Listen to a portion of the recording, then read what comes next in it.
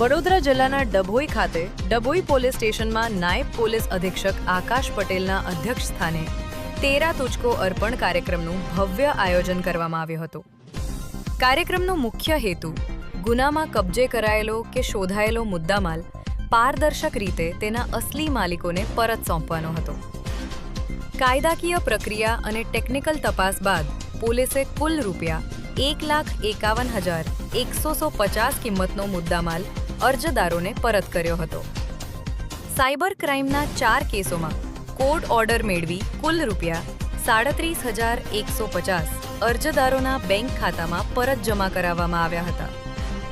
ઉપરાંત CEIR portal અને technical સર્વેલન્સની મદદથી 5 ગુમ થયેલા મોબાઈલ ફોન શોધી કાઢી અંદાજે 62,000 રૂપિયા કિંમતના ઉપકરણો માલિકોને સોંપવામાં આવ્યા.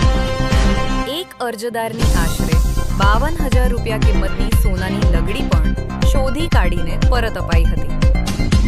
આ પ્રસંગે 3 વાત તમારી 3 વાત અમારી સંવાદ કાર્યક્રમ યોજાઈ જનતા પોલીસ વચ્ચે વિશ્વાસનો સેતુ મજબૂત બનાવવાનો પ્રયાસ થયો.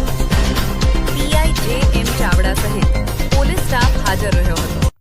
કિંમતી વસ્તુઓ પરત મળતા અરજદારોમાં ખુશીની લાગણી જોવા મળી હતી. Okay sir. આજરોજ ડભોઈ પોલીસ સ્ટેશન ખાતે તેરા તુજકો અર્પણ 3 વાત તમારી 3 વાત અમારી અંતર્ગત પ્રોગ્રામનું આયોજન કરવામાં આવેલું હતું.